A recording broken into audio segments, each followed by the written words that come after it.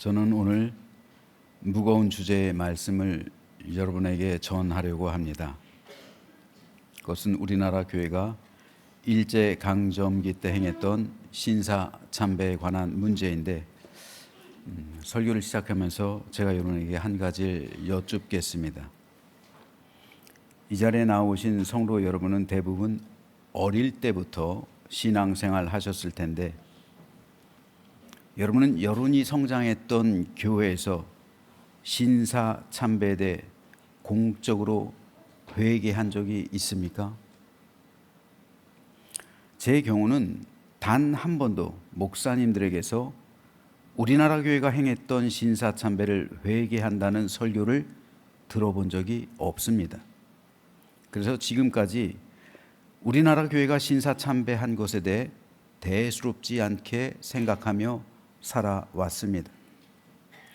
그것은 이미 80년이 지난 일이기 때문에 과거로 다 묻혔다고 생각했습니다. 하지만 남북의 분열과 우리 사회의 증오와 갈등을 보면서 왜 우리 민족이 이렇게 됐을까 생각해 보았습니다. 우리나라 역사를 살펴보면요, 아무리 어려운 전쟁과 극도의 환난 속에서도 우리 민족은 후삼국 시대 이후로 1000년이 넘도록 분단된 적이 없었어요. 하지만 지금의 현실은 남북의 분열, 그리고 우리 사회의 증오와 분리됨입니다.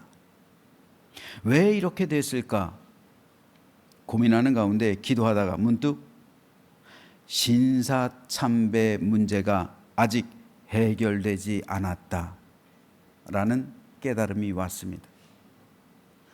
그래서 신사참배에 대해 한 달 넘게 자료를 모으며 조사해 봤습니다.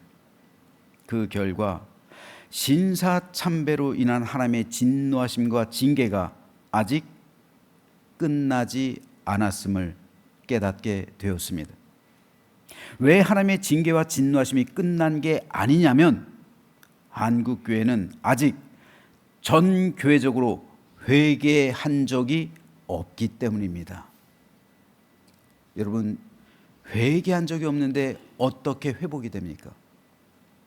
회개가 시간이 흐른다고 자연스럽게 죄가 없어집니까?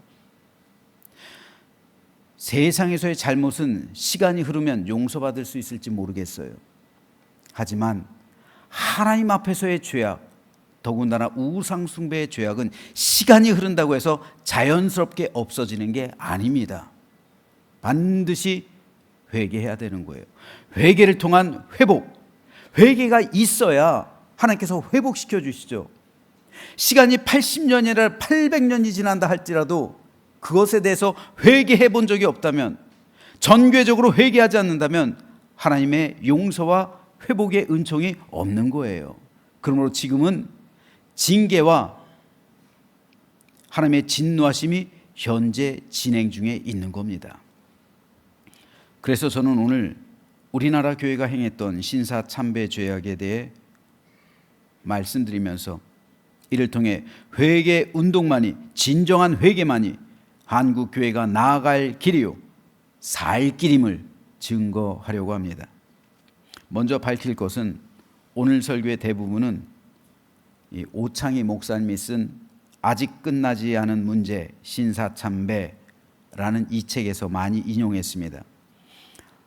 여러분 꼭 읽으세요. 교회에서 일부러 구입했습니다. 한 사람도 빠지지 말고 읽으시라고 교회에서 구입해서 다음 주에 나눠드릴 겁니다. 꼭 정독하시길 바랍니다. 먼저 신사참배란 무엇인가 한번 알아보겠습니다. 신사참배는 일본의 민간 종교인 신도의 신들을 봉안한 신사에 기독교 신앙인들을 포함하여 조선 사람들로 하여금 강제로 참배하게 한 일을 말합니다. 신도는 신의 길이란 뜻인데, 일본인들은 자연 전체가 신의 힘으로 가득 차 있다고 믿었습니다. 그래서 산, 강, 바람, 바다, 비, 짐승, 벌레, 수목, 금속, 돌 등 모든 것들을 신격화해서 신으로 숭배했습니다. 그뿐 아니라 인간도 죽으면 신이 된다는 사상에 따라 사회에 공헌한 인물들도 신으로 숭배됐습니다.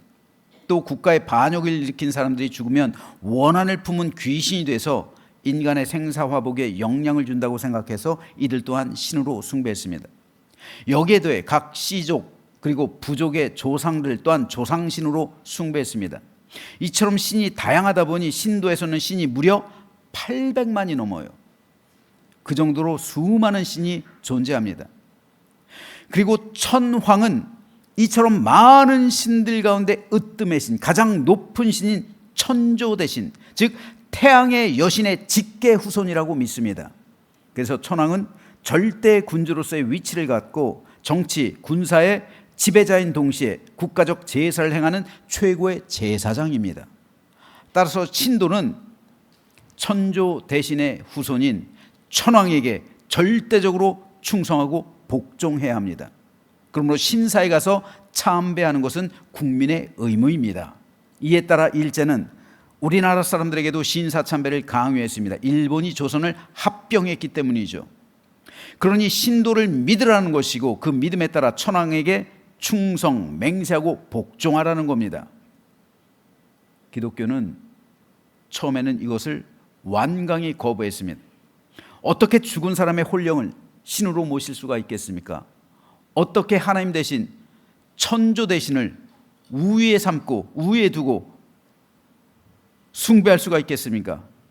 따라서 신사에 가서 참배하며 절한다는 것은 귀신에게 절하는 것이요, 천조 대신에게 절하는 것이기 때문에 이것은 배교와 배도를 의미합니다. 따라서 기독교는 이것이 우상 숭배였기 때문에 처음에는 거부했습니다. 하지만 일제는 크게 세 가지로 교회를 핍박했습니다. 첫째, 교회를 폐쇄하겠다는 위협. 둘째, 기독교 학교 역시 폐쇄하겠다. 셋째, 기독교 병원 역시 폐쇄하겠다라고 협박했습니다. 이에 따라 교회에서 수많은 논쟁들이 벌어졌습니다. 신사참배에 찬성하는 사람들은 교회와 학교와 병원이 문 닫으면 어떻게 복음이 전파될 수 있느냐, 그러니 찬성하자라고 했습니다. 하지만 반대하는 사람들은 아무리 그래도 우상을 숭배하지 말라는 하나님의 말씀을 근거로 해서 우상을 숭배하면 안 된다, 반대했습니다. 자, 여기서 우리는 신사 참배를 찬성했던 사람들의 입장을 한번 생각해 봐야 합니다. 교회와 기독교 학교와 기독교 병원을 폐쇄하면 기독교 복음이 어떻게 전해지겠습니까? 그러니 신사 참배를 잠시 허용합시다. 우리 믿음의 진정성이 있으면 신사 참배는 형식일 뿐이니 기독교 복음을 위해 신사 참배를 수용하자는 거예요. 여러분 생각은 어떻습니까? 여러분이 그 시대로 돌아간다면 어떤 선택을 하시겠습니까? 그 당시 종교 지도자들은 시간이 흐름에 따라 점차 찬성하는 쪽으로 기울어지게 되었습니다. 물론 타협하지 않고 끝까지 교회와 학교를 폐쇄하는 기독교 단체들도 있었습니다. 하지만 그들은 소수였어요. 좀 이따 그 자료를 보여드릴 텐데요, 소수예요. 거의 대부분은 신사 참배를 허용했습니다. 97%예요. 3%의 교회만 폐쇄했어요. 4% 미만이요. 이에 따라 1937년 6월 17일 감리교 해외선교부 실행위원회에서는 신사 참배를 공식 가결했습니다. 그리고 다음 해인 1938년 10월 양주삼 총리사는 오늘로 말하면 감독회장이에요. 총리사를 비롯한 총대 전원이 남산의 조선신궁을 방문해서 궁성요배와 황국신민서사를 제창한 후에 조선신궁을 참배했습니다. 궁성요배란 천황이 살고 있는 도쿄의 황궁, 동쪽이죠. 우리로 말하는 동쪽이에요. 동쪽을 향해 90도로 절을 하는 것이 바로 궁성요배입니다. 그리고 황국신민서사란 천황에게 충성했다는 맹세를 말해요. 천주교회 역시 신사참배를 로마 교황청으로부터 승인받아서 공식적으로 수용했습니다. 가결했어요. 그러나 문제는 당시 조선에서 최대 교단이었던 장로교였습니다. 1937년 당시 감리교의 성도는 모두 합해서 54,574명이에요. 정확합니다. 자료로 남아있어요. 54,574명. 이에 비해 장로교는 무려 28만 7,082명이에요. 28만 7,082명. 장로교가 감리교에 비해 무려 6배 가까이 많아요. 가장 큰 교단입니다. 그런데 1938년 9월 9일 제27회 조선 장로교 총회가 평양 서문회 교회에서 열렸는데 이때 장로교는 신사참배를 가결합니다. 이에 항해에는 목회자들이 있었어요. 하지만 끌려나갔습니다. 그들은 소수였어요. 이날은 우리나라 가장 큰 교단인 장로교가 공식적으로 배도와 배교를 결정한 날이었습니다. 이것은 십계명의 제1계명 나 외엔 다른 신들을 내게 두지 말라라는 말씀과 제2계명 우상을 만들지 말고 그것들에게 절하지 말라라는 계명을 정면으로 거역한 겁니다. 그런데 더 큰 문제는 이 배도 행위를 정당화하기 위해서 교회 리더들이, 목회자들이 더 큰 범죄를 저지르기 시작한 겁니다. 일제는 일단 신사참배가 가결되자 더 큰 배도를 서슴없이 조선교회에 강요하기 시작했습니다. 조선의 교회는 일단 신사참배를 가결한 이상 일제가 요구하는 대로 끌려다닐 수밖에 없었습니다. 여기에 조선의 교회가 배도한 형태 11가지를 제가 짧게 말씀드리도록 하겠습니다. 첫째, 제도적인 신사참배입니다. 장로교총에서 신사참배를 결의하자 솔선수범하는 의미에서 부총회장 김길창 목사의 인도하에 23개 노회장 전원이 평양 신사에 가서 참배했습니다. 그해 10월 17일 장로교는 일본 총독까지 참석한 자리에서 3,000명이 모인 시국 대응 기독교 장로회 대회를 열어 황국 신민의 서사를 제창하고 일본군을 파병할 때 부르는 바다로 가면을 연주했습니다. 그리고 일본 국기를 앞세우고 시가 행진했습니다. 또 조선신궁을 참배한 뒤에 남대문 소학교에서 신도 대회까지 개최했습니다. 또 조선기독교를 대표하는 장로교 총회장 홍택기와 부총회장 김길창, 전임 감리교 통리사 양주삼과 현직 감리교 통리사 김종우, 성결교 이사장 이명직 등은 열흘의 일정으로 일본에 가서 신사참배의 총본산인 이세 신궁을 비롯해서 메이지 신궁, 가시하라 신궁, 아스다 신궁, 야스쿠니 신사 등 여러 개 주요 신사들을 방문하며 참배했습니다. 조선의 기독교가 일본의 신에게 가서 절하기까지 한 대표들이 그 사건이었습니다. 둘째로, 신사참배를 반대한 목회자들에 대해서 교계가 탄압을 했습니다. 먼저 주기철 목사님은 평양 산정현 교회 담임입니다. 산정현 교회 목사직 사표를 강요했어요. 그리고 이기선 목사는 아예 제명했습니다. 한상동 목사의 사표를 강요했고 한부성 선교사를 제명했습니다. 주남선 목사의 담임 목사직 해임을 통보했습니다. 이렇게 교계에서 신사참배 반대한 사람들을 아예 몰아냈습니다. 세 번째, 더 심각한 거는요, 미소기하라이 이걸 실시한 거예요. 미소기하라이는 일본 신도의 중들이 행하던 신도의 세례를 목사들이 받았어요. 서울의 한강과 부산의 송도 앞바다에서 일본 신도 중들이 행하던 신도의 세례, 즉 미소기하라이를 받았습니다. 미소기하라이란 신도 예식 가운데 신사참배 전에 자기 몸을 나체로 벌거벗고 깨끗이 씻는 의식을 말해요. 감리교에서는 1944년 상동교회 안에 황도문화관을 설치한 후에 9월 26일에서 29일까지 매일 기소기하라이를 시행했어요. 즉 교회에서 신도 중들이 행하는 세례를 전교인들이 받았다는 말이에요. 기독교 세례를 받으면 예수님과 하나가 되는 거죠. 그 의식이잖아요. 예수님과 합하여 하나가 된다는 믿음의 고백이죠. 그러므로 신도의 세례를 받는다는 것은 신도의 신과 합하여 하나가 되는 거예요. 불교와 신도에서 계를 받는다는 것은 개종을 의미해요.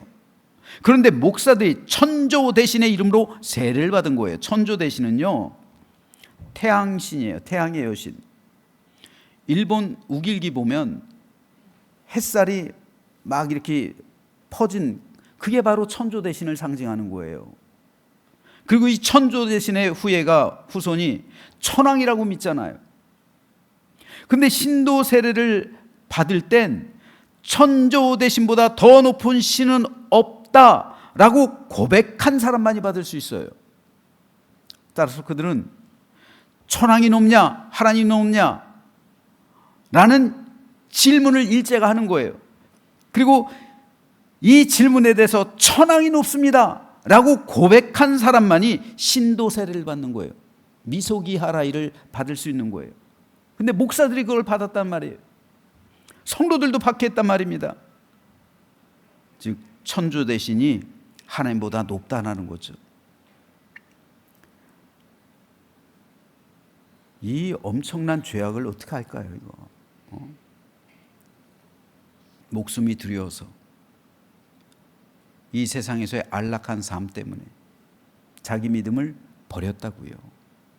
천왕을 하나님보다 높다라고 고백했다고요. 그리고 천조 대신의 이름으로, 즉 태양의 여신의 이름으로 세례를 받았다고요. 그리고 또 네 번째로, 일제는 1936년에 일면 일신사 정책을 수립했어요. 즉 각 면단위에 반드시 하나 이상 신사를 세우라는 거예요. 그럼에도 신사를 세울 수 없는 신사의 사각지대들이 생겨났어요.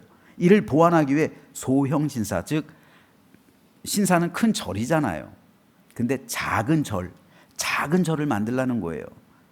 작은 절을 이 가미나다라고 하는데, 가미나다를 관공서나 학교에 설치하라는 거예요. 동쪽에 천왕이 있으니까 동쪽에다 설치해가지고 그곳에다 참배하라는 거예요. 그런데 문제는 예배당 안에도 가미나다를 설치하라는 거예요. 교회들마다. 그래서 예배당 안 동편, 우리로 치면 저쪽이에요. 저기에다 소형 절을 세운 거예요. 가미나다를, 소형의 신사를 세운 거예요. 그리고 거기서 그곳을 향해서 90도로 허리를 숙여 절하고 궁성요배해요. 그리고 예배했습니다. 이것은 이스라엘 백성들이 성전 안에 우상을 세우고 숭배한 것과 같은 거예요. 여러분, 여기 십자가가 있는데 불상을 엿다 뒀다고 생각해요. 불상을 엿다 뒀다고 생각해 보세요. 그리고 불공 드리고 목탁 치고 그러다 같이 예배를 드린다고 생각해 보세요. 말이 됩니까? 말이 안 된 걸 한 거예요. 지금 불상이 똑같은 절이에요. 똑같은 신사예요. 물론 불교하고 신도는 다르지만 신도입니다. 신도. 그 신도의 절을 세운 거예요.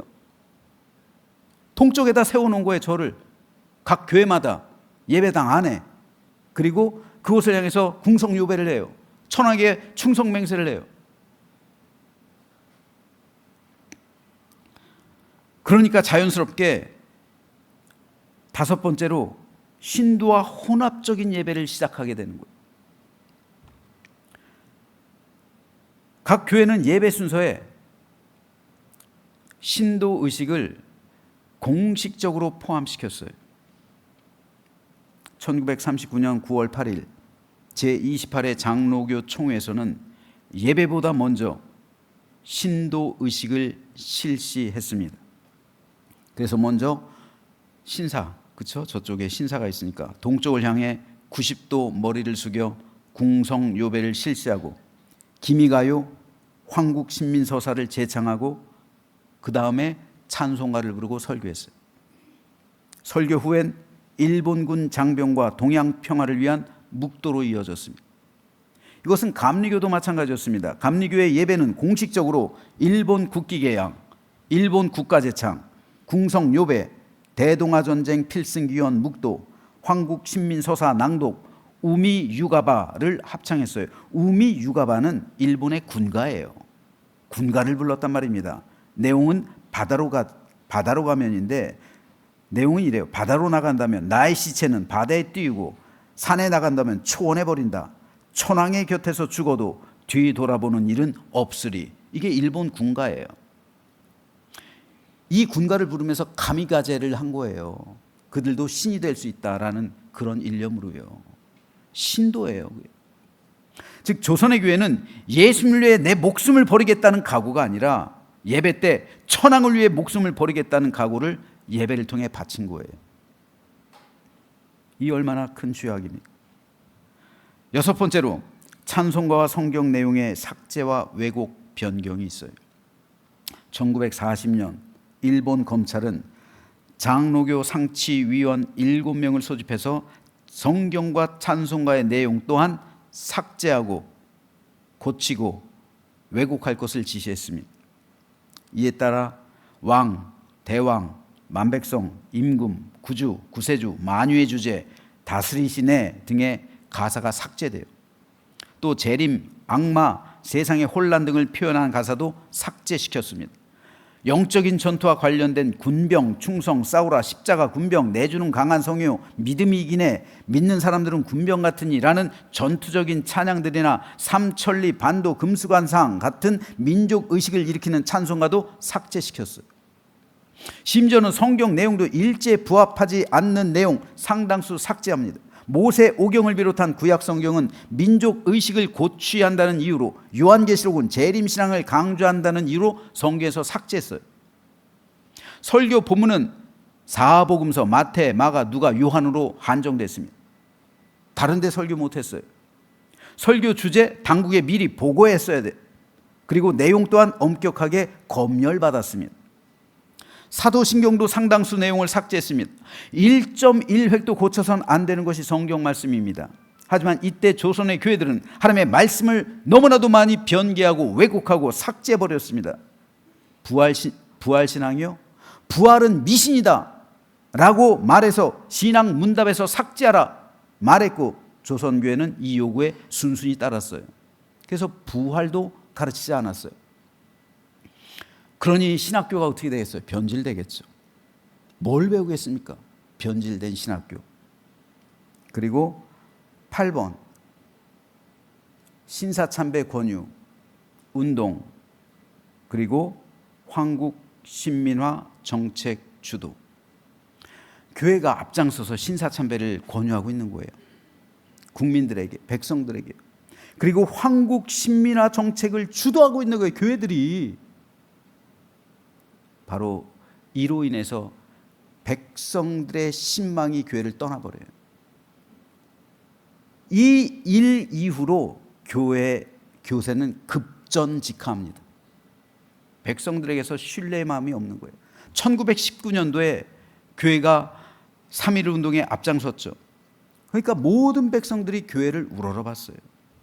하지만 이때 교회가 황국 신민화 정책을 주도했어요.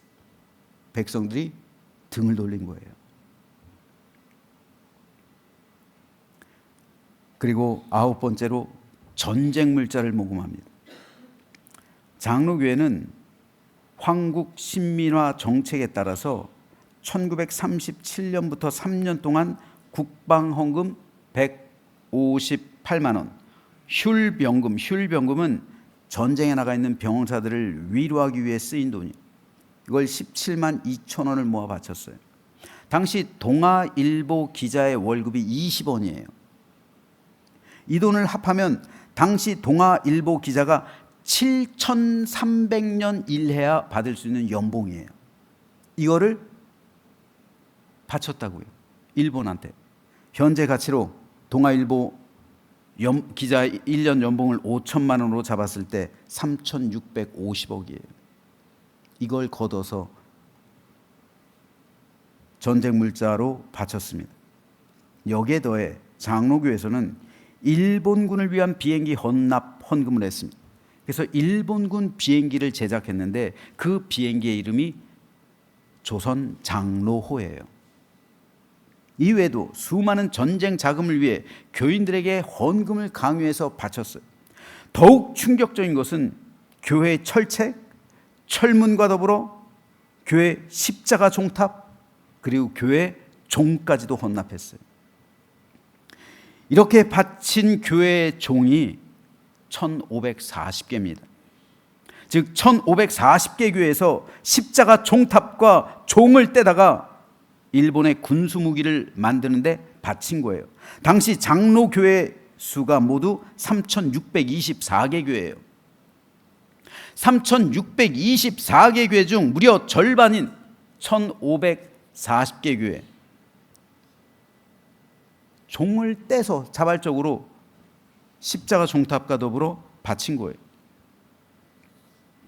심지어 감리교는 더해요. 감리교는 아예 국방 헌금을 바치기 위해서 34개 교회를 폐쇄시킵니다. 그리고 그 교회를 팔아요.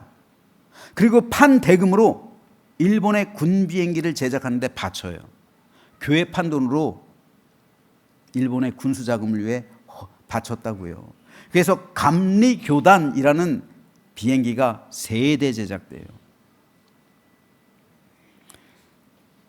이러다 보니 예배와 교회가 통폐합됩니다.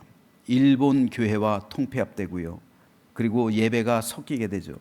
그리고 11번째로 일본적인 기독교화가 됩니다. 목사가 목회자의 성의를 벗어요. 그리고 바지 하단을 졸라맨 게도루, 그리고 일본식 군복을 입었습니다. 자, 그렇다면 설교 초두에 말씀드렸던 기독교 신앙을 유지하기 위해 신사참배를 허용하자, 복음을 전하기 위해 기독교 학교가 문을 닫으면, 교회가 문을 닫으면, 병원이 문을 닫으면 어떻게 복음이 전파되느냐? 이보 전진을 위해 일보 후퇴하자. 이게 옳은 선택이었을까요? 아니죠.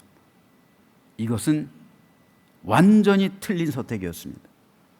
선을 이루기 위해 죄악을 품을 수는 없는 거예요. 하나님에 대한 복음을 전하기에 바알을 숭배하는 건 있을 수 없는 겁니다. 이거 하나님께서 기뻐하셨을까요? 하나님께서는 1907년 평양 대부흥운동을 주셨어요. 그 부흥을 주신 것이 뭡니까? 순교자들이 생기게 부흥을 주신 거예요. 순교할 수 있게, 순교할 수 있는 힘을 주시기 위해서 성령을 베풀어 주신 거예요. 근데 이때 성도들은, 한국교회는 순교자의 길이 아니라 배교자의 길로 갔어요. 이거 하나님께서 기뻐하실까요? 하나님께서 원하시는 건 순교입니다. 기독교 2000년 역사를 보면요, 순교자의 피는 교회의 씨앗이 되었어요. 근데 우리는 순교자의 피를 흘리는 것을 선택한 것이 아니라 배교자가 되기로 선택한 거예요. 복음을 위해서 바알에게 무릎 꿇고 절을 한다고요? 이거 하나님께서 기뻐하실까요? 아니요. 여기에는 자기들의 세상을 향한 기득권, 그리고 안락함, 그리고 평안함, 죽기 싫음, 박해받는 거 싫음, 이게 있는 거예요. 이에 따라 하나님께서는 교회뿐 아니라 우리나라 전체를 징계하십니다. 먼저 하나님의 영이 교회를 떠나가셔요. 그리고 교회와 교인이 급격히 감소합니다. 1938년까지 교회는 부흥하고 성장했어요. 하지만 이때 이후로 급전직하합니다. 그리고 남과 북이 분열됐어요. 북한이 공산화됐습니다. 왜 북한이 공산화됐을까? 하필이면 생각해 봤습니다. 그런데 여러분, 북한 정권의 수립일 언제인지 아세요?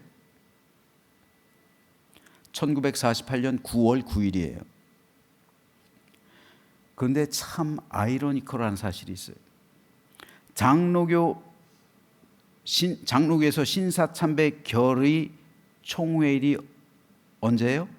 1938년 9월 9일. 근데 이 9월 9일은요, 솔로몬 성전이 무너진 날이기도 해요. 9월 9일.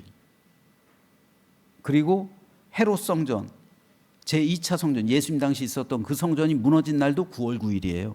이 9월 9일이 신사참배를 가결한 날이 9월 9일. 그 총회가 있었던 날이 9월 9일. 1938년.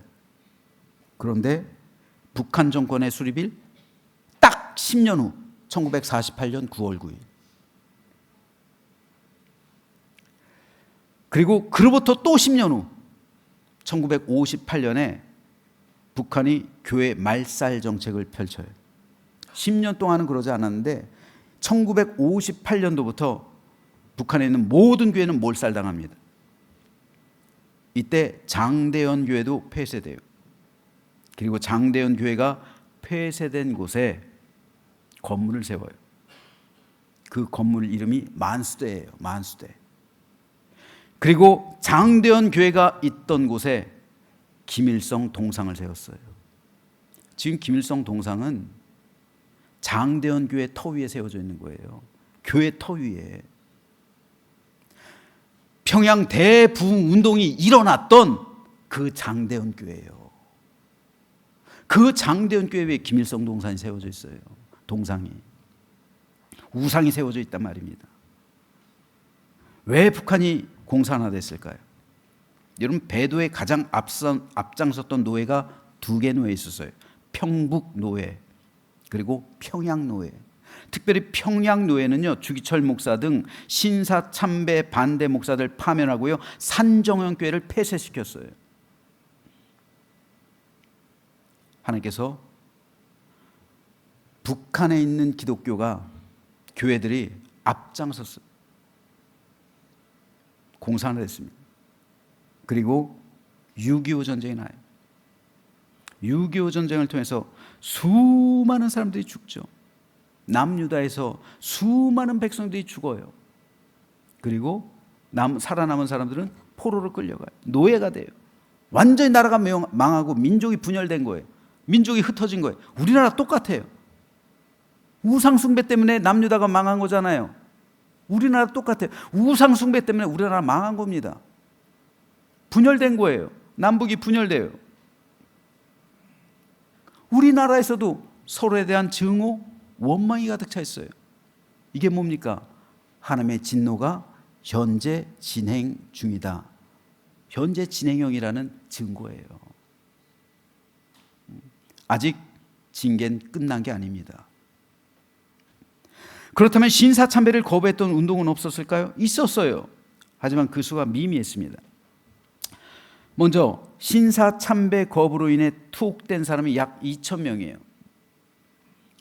이때 남북한 모두 합해서 기독교인의 총 숫자가 50만 842명이에요.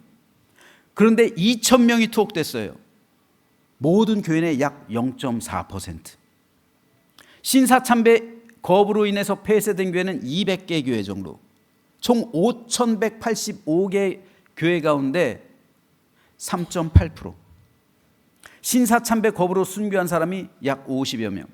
총 50만 842명 가운데 0.01%. 신사참배를 반대했다라고 하기엔 너무도 미미한 숫자예요. 97% 아니 99%는 다 찬성했다는 거예요. 그런데 이런 가운데서도 하나님은 우리나라 교회들에게 기회를 주셨어요. 어떤 기회예요? 회개할 수 있는 기회예요. 하나님의 은혜를 누리고 회개할 수 있는 기회를 주셨어요. 뭐냐면요, 일제가 얼마나 잔혹했는지 이렇게 협조를 했는데도 1945년 8월 18일 일제는 조선 기독교 목사 2만 명을 학살하기로 결정했어요. 이땐 한참 태평양 전쟁 이제 막바지로 치닫고 막 패전의 소식이 들려오고 있을 때잖아요. 그러니까 조선 사람들 죽이기로 작정한 거예요. 그리고 제일 먼저 목사가 타겟이 된 거예요. 그래서 목사들 2만 명 죽인다. 언제요? 8월 18일 날. 그런데 이 일이 실행되기 3일 전 우리 민족이 해방됐어요. 광복했어요. 8월 15일. 만일 3일만 더 광복이 늦춰졌으면 아마도 기독교 목사 2만 명은 학살당했을 거예요. 이게 뭡니까? 하나님의 은혜예요. 너희들 회개하라는 거예요. 회개하지 않고 죽으면 지옥 가니까 회개하라는 거죠. 교회들 회개하라는 거예요. 하나님께서는 기회를 주신 거예요. 은혜를 베푸신 거예요. 하나님은 광복을 주셔서 죽기 전에 사람들을 살려주시고 자발적으로 조선의 교회가 회개하기를 기다리신 거예요. 그렇다면 광복 이후 우리나라 교회는 진실로 회개했을까요? 그렇지 않아요. 1945년 8월 17일 신사참배 반대로 투옥된 70여 명 가운데 50여 명이 순교하고요. 17명만 살아서 돌아와요.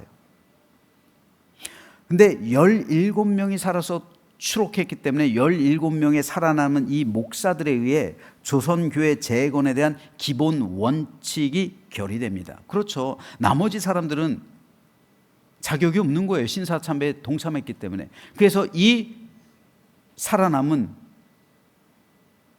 그 신사참배 반대 그 목사들에 의해서 몇 가지 조항이 있습니다. 결의가 됐습니다. 근데 그 가운데 하나가 이거예요. 다른 것들은 다 받아들였어요. 근데 이게 걸렸어요. 뭐냐면 신사참배에 참여한 목회자들은 자책 혹은 자숙의 방법으로 권징을 받아라. 즉 권징을 받으라. 그런데 권징을 받는데 목사는 최소 2개월간 휴직하고 통회 자복할 것. 이게 조항이었어요. 여러분 이게 셉니까? 그들이 범한 죄에 비해서 2개월 동안 휴직하라는 게 뭐가 세요? 2개월 동안 휴직하면서 회개하라는 거잖아요. 통회 자복하라는 거잖아요. 그런데 이거에 대해서 반발이 일어났어요. 총회에서. 결의가 안 됐어요. 이것 때문에. 왜요? 그들 다 신사참배한 사람들이기 때문에 안 된 거예요. 이게 이 결의가 안 된 거예요. 우리도 밖에서 힘들었다. 니네만 힘든 줄 아냐? 이거예요. 그래서 회개가 되질 않았어요. 이때 이후 노회에 따라 신사참배 가결한 것을 취소하기도 했어요. 이제 한 10년이라고 그러면서 옛날에 그거 했던 거 취소 했지만 회개로 이어지진 않았어요. 서면으로만 취소하는 거지. 회의로만 취소하는 거지. 이게 회개 운동으로 이어지지가 않았어요. 이후로 유교가 터졌죠. 그래서 이 회개 운동은 아예 자취를 감췄어요. 회개 운동할 그런 기회들 줬는데도 회개도 안 했을 뿐더러 또 유교가 터지니까 그런 것도 까먹은 거예요. 회개할 그것도 묻혀버린 거예요. 완전히. 그래서 이후로 쭉 온 거예요.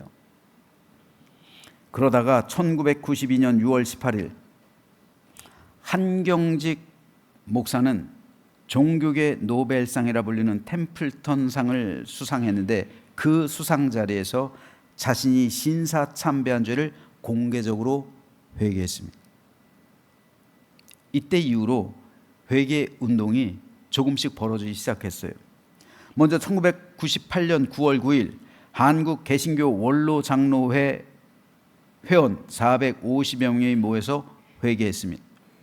그리고 2007년엔 기독교 대한성결교회 죄책 고백 선언문이 있었고요. 2007년 9월엔 한국 기독교 장로회의 회개가 있었고요. 2008년 9월 9일 15개 기독교 단체 연합 기도회가 있었고 2008년 9월 24일 대한예수교 장로회 통합 합동 합신 기장의 회개가 있었습니다. 그리고 2018년 10월 31일 기독교 대한감리회의 신사참배 결의 취소 및 회개 결의문 발표가 있었어요. 자, 그런데 이것은 부분적으로 일어난 거예요. 자기들끼리 한 거예요. 자기들끼리 회개한 거예요. 만약 우리 감리교 같은 경우도 2018년에나 신사참배 결의가 취소된 거예요. 신사참배 결의가 2018년에 취소됐다니까요, 감리교에서. 그리고 회개 결의문을 발표했다니까요, 2018년. 2018년이면 제가 여기서 한참 목회하고 있을 때인데 여기로 하달됐나요? 그 총회 결의문이? 그래서 신사참배에 동참하고 회개하라고 각 교회들로 공문을 보냈나요? 그리고 모여서 우리 회개하자고 회개운동을 벌였나요? 아니요. 그냥 총회에서의 서면으로만 끝내버린 거예요. 이게 무슨 회개예요? 이건 회개가 아니에요. 그냥 회개의 형식을 갖춘 것뿐이지. 이건 중심으로 회개하는 게 아닙니다. 하나님께서 원하시는 회개가 아니에요. 그러니 한국교회는 전 교회적으로 회개한 적 단 한 번도 없었습니다. 북한도 마찬가지예요. 신사참배는 남북한 전역에 걸쳐서 97%에서 99%의 교회가 참여한 그러한 죄악입니다. 우상숭배예요. 따라서 우리 민족 모든 교회들은 이 죄를 통렬하게 회개해야 합니다. 우리 모든 교회들이 이 회개운동을 해야 되는 거예요. 오늘 본문에서 다니엘은 조상들이 지은 죄를 우리의 죄라고 고백합니다. 다니엘은 노아와 욥과 더불어 하나님께서 인정하시는 3대 의인이에요. 그런데 그런 의인이 선조들이 지었던 우상숭배의 죄악을 자기 죄로 고백하고 있는 거예요. 그리고 하나님께 회개하며 용서를 구해요. 왜요? 왜 내 죄라고 합니까? 그 죄가 지금까지 이어지고 있고 그 죄의 결과, 그 죄의 열매를 지금 맛보고 있는 거예요. 그리고 만약 내가 그 시대에 살았다면 나는 그러지 않았을까요? 내가 만약 그 시대에 살았으면 나는 순교자가 될 수 있을까요? 되었을까요? 아니요. 어쩌면 우리 대부분은 우리도 마찬가지로 신사참배에 동참했을 수 있어요. 그러니까 그 죄악은 우리의 죄악이기도 한 거예요. 그래서 다니엘은 선조들의 우상 숭배 그 죄악을 자기의 죄로 고백해요. 그래서 우리 죄를 용서해달라고 고백하고 있는 거예요. 이런 다니엘과 같은 의인의 기도와 간구가 있었기에 하나님께서는 멸망한 나라, 노예로 끌려간 이스라엘 민족을 다시 회복시켜 주셨던 거예요. 그러므로 오늘 우리는 우리나라 교회가 신사참배라는 끔찍한 우상숭배를 행했던 이 죄악을 하나님 앞에서 다니엘처럼 회개하며 통회 자복해야 합니다. 그래서 우리나라 전 교회가 회개 운동에 동참해야 돼요. 신사참배라는 끔찍한 우상숭배를 교회에서 자행하고 교회 안에 신사를 만들어 절하고 부활의 신앙을 부인하고 하나님보다 천조 대신이 더 높다고 고백하고 신도의 중들이 받는 세례를 목사들이 받고 미소 기하라 이를 교회에 설치해서 교인들로 하여금 신도의 세례를 받게 하고 타락한 이 죄악을 우리나라 교회와 목회자와 성도는 모두 하나님 앞에서 철저히 회개해야만 합니다. 다니엘의 고백처럼 우리 선조가 지은 죄가 오늘에까지 이어지고 있고 그로 인한 하나님의 징계와 진노하심이 아직 끝나지 않았기 때문에 오늘 우리는 그 죄를 마음에 품고 통렬하게 회개하며 통곡하고 기도해야만 합니다. 그러면 자비로우시고 은혜로우신 하나님께서 이스라엘 민족을 회복시켜 주셨던 것처럼 우리나라와 민족 또한 회복시켜 주실 줄로 믿습니다. 그래서 남과 북이 하나가 될 것이고 갈등과 증오와 원망으로 가득한 이 사회도 사랑과 평화와 안식 가운데 하나가 되고 번영의 나라 세계 초인류 국가로 나아가게 될 겁니다. 그때 하나님 나라가 우리 나라와 민족 가운데 임해서 우리 나라와 민족은 세상을 위해 선택된 이 시대 제사장 나라가 될 줄로 믿습니다. 그러므로 우리는 지금의 상황 속에서 회개 운동을 펼쳐야 합니다. 더 늦기 전에요. 시간이 흐른다고 이 죄가 그냥 없어지는 게 아니에요. 우리는 잊을 줄 몰라요. 하지만 하나님은 잊지 않습니다. 하나님의 징계, 하나님의 진노는 계속되는 거예요. 그리고 언젠간 망하는 거예요. 회개하지 않으면 나라와 민족 망합니다. 교회가 회개하지 않으면 이 나라, 이 민족 희망이 없는 거예요. 그러므로 회개 운동을 한다는 것은 희망을 살리는 거예요. 다시 나라를 새롭게 하는 겁니다. 하나님 나라 이 땅 가운데 임하게 하는 거예요. 그리고 나라의 번영과 형통을 위하는 거예요. 진정한 애국자들은 바로 우리의 가슴을 치며 회개하는 사람. 이 사람이 진정한 애국자요. 그리고 진정으로 나라를 사랑하는 사람인 줄로 믿습니다. 특별히 우리 교회 민족교회입니다. 1919년도 나라와 민족의 독립을 위해 우리 교회가 앞장섰어요. 그렇다면 오늘날엔 신사 참배 죄악을 회개하는 데 앞장서서 나라와 민족을 살리는 민족교회로서의 사명을 온전히 감당하게 되기를 소망합니다. 그래서 우리 교회가 먼저 회개 운동으로 나아가려고 합니다. 저와 여러분 먼저 회개 운동으로 나아가므로 회개의 물결이 우리나라 전국에 퍼지게 되어서 이 나라 이 민족을 살리게 되는 그런 회개 운동의 근본이요 또한 초석을 다지는 우리 모두가 되시기를 주님의 이름으로 축원합니다.